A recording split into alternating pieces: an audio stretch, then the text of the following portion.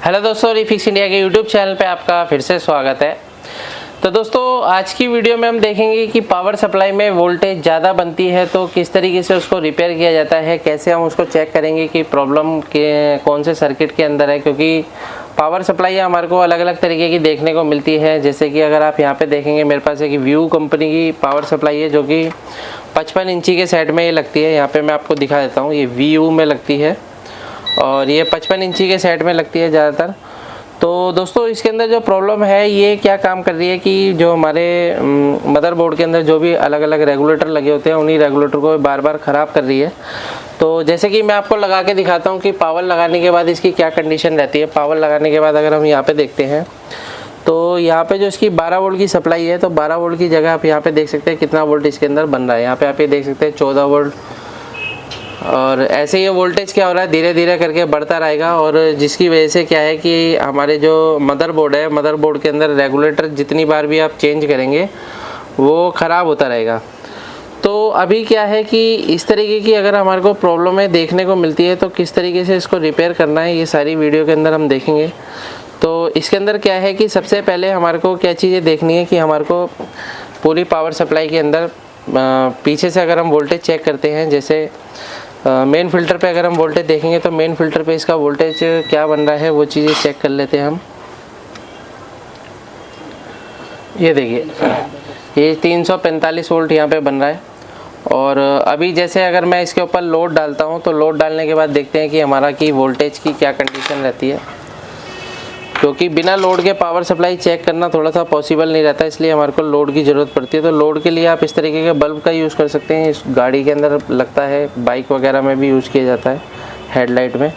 तो इसका यूज़ करके भी हम लोड चेक कर सकते हैं अगर हमारे पास मदरबोर्ड अवेलेबल नहीं है, या फिर मदरबोर्ड के अंदर क्या है कि बार बार क्या करता है, ये रेगुलेटर को ख़राब करता है। तो आप बार बार रेगुलेटर थोड़ी ख़राब करोगे, तो उसकी जगह आप इस तरीके के बल्ब का यूज़ कर सकते हैं। तो अभी हमने क्या है, यहाँ पे सप्लाई लगा दी, यहाँ पे बल्ब लगाया है। और बल्ब लगाने के बाद अगर हम यहाँ पे देखते हैं बल्ब लगा के, तो आप यहाँ पे देख सकते हैं किस तरीके से यहाँ पे वोल्टेज इंक्रीज़ होता है। ये देखिए, यहाँ पे जो वोल्टेज है कितना वोल्टेज चला जाता है, ये देखिए। अगर मैं इसको डायरेक्ट लगाता हूँ तो डायरेक्ट लगाने पे देखिए कितना वोल्टेज यहाँ पे ये आ रहा है। अब ये वोल्टेज क्या हो गया, 6 वोल्ट हो गया, है ना। यानी कि लोड डालने के बाद क्या हो रहा है, वोल्टेज कम हो जाता है। और जैसे क्या है, विदाउट लोड वोल्टेज धीरे धीरे करके बढ़ता रहता है। अगर हम पावर सब मदरबोर्ड लगाते तो मदरबोर्ड के साथ भी ये वोल्टेज को क्या कर रहा है, इंक्रीज कर रहा है। तो हमारे पास ये जो पावर सप्लाई आई है इसी कंडीशन में आई है कि भाई इस चीज़ को हमारे को रिपेयर करना है कि यहाँ पे जो 12 वोल्ट है वो हमारी स्टेबल रहनी चाहिए, लोड डालने के बाद भी और लोड डालने के बिगैर भी। तो यहाँ पे 12 वोल्ट को कैसे स्टेबल करना है, तो ये सारी चीज़ें देखने के लिए सबसे पहले हम क्या काम करेंगे, इसके अंदर जो इसका फीडबैक सर्किट होता है। तो फीडबैक सर्किट के अंदर ज़्यादातर क्या होता है कि इसके अंदर TL431 जो है एक जीनर लगा होता है, जो कि वेरिएबल जीनर होता है। उसको हम सबसे पहले रिप्लेस करके चेक करेंगे।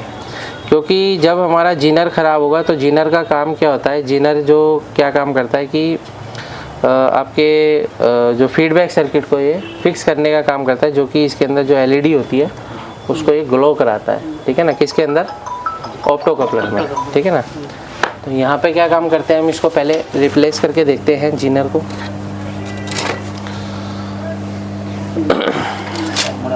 हाँ, यहाँ पे देखो पेस्ट होगा, पेस्ट दो जरा।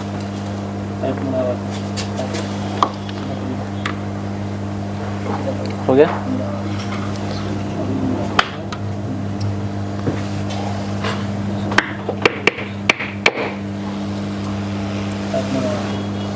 कोई दिक्कत नहीं है उससे।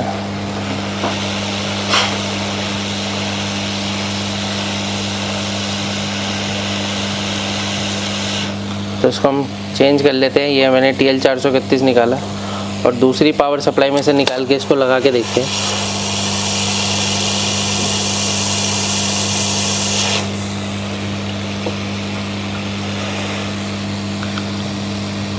जब भी पावर सप्लाई के अंदर काम करते हैं तो इसके अंदर क्या रहता है कि आपको सीरीज में ही चेक करना होता है, ठीक है।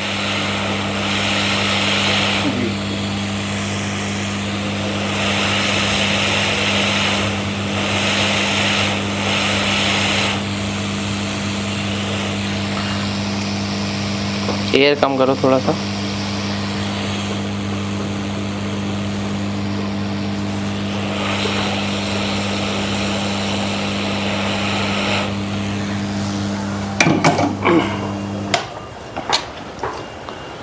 जब भी आप ये काम करते हैं तो काम करने के बाद क्या है, हमारे को हमेशा से सोल्डिंग करना ज़रूरी रहता है हर तरीके से।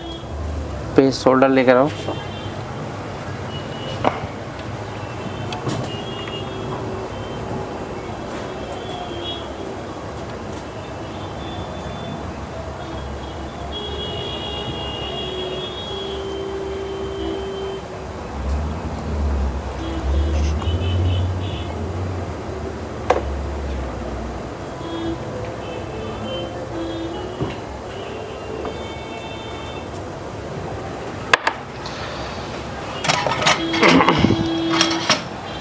एक बार हमारे को थोड़ा सा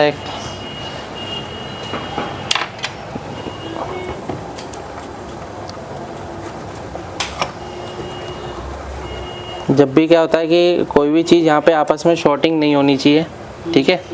हाँ, क्योंकि TL 431 में हल्की सी भी वेरिएशन होगी तो ये आपकी आउटपुट वोल्टेज को बढ़ाएगा हमेशा, ठीक है। तो इसमें क्या है, वेरिएशन बिल्कुल भी नहीं रहनी चाहिए, यानी कि कहीं से भी अगर ये शॉर्ट वगैरह होता है तो आपकी वेरिएशन बढ़ जाएगी,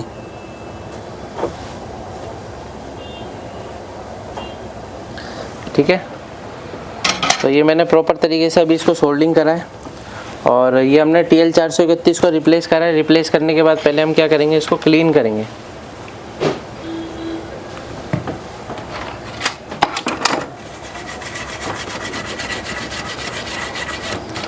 ठीक है। मोस्टली जो अगर कभी भी अगर वोल्टेज बढ़ती है तो सबसे पहले हमारे को TL 431 ही बदल के देखना है, पहला काम ही है ये, ठीक है। अगर TL 431 आपका ओपन हो जाएगा तो आपकी वोल्टेज वेरिएशन करेगी, कम ज़्यादा होगी, या फिर कभी कभार ये ख़राब हो जाएगा तो वोल्टेज इंक्रीज हो जाएगी, बढ़ जाएगी। दूसरी चीज़ क्या होती है, हमारा कपलर भी ख़राब होने से इस तरीके की दिक्कत आपको देखने को मिलेगी, ठीक है ना। तो अभी क्या है कि हमने जैसे इसको क्लीन किया है, क्लीन करने के बाद हमारे को इसको ड्राई करना है, ठीक है। एयर को बढ़ा के इस तरीके से हीट देनी है, ठीक है ना।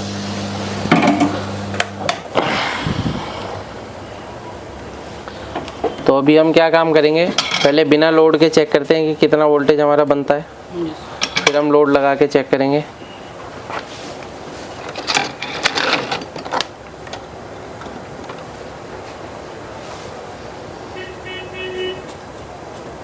अगर हम सप्लाई लगाते हैं, सप्लाई लगा के, हाँ सप्लाई लगा के वोल्टेज चेक करेंगे तो यहाँ पे आप ये देखो कितना वोल्टेज यहाँ पे आपको मिल रहा है, 12 वोल्ट प्रॉपर मिल रहा है, ठीक है।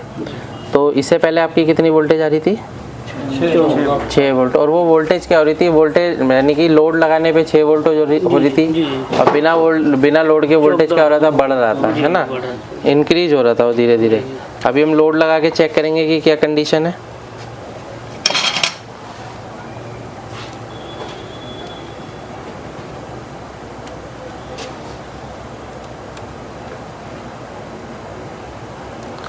ठीक है।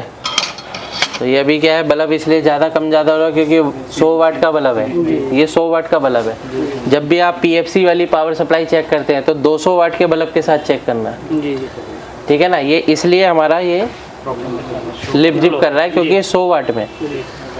अभी हम इसको डायरेक्ट लगा के देखते हैं। तो यहाँ पे आप ये देख सकते हो वोल्टेज जो है हमारा कितना रह रहा है यहाँ पे, तो 12 वोल्ट है यहाँ पे, फिक्स है, 12 वोल्ट फिक्स है।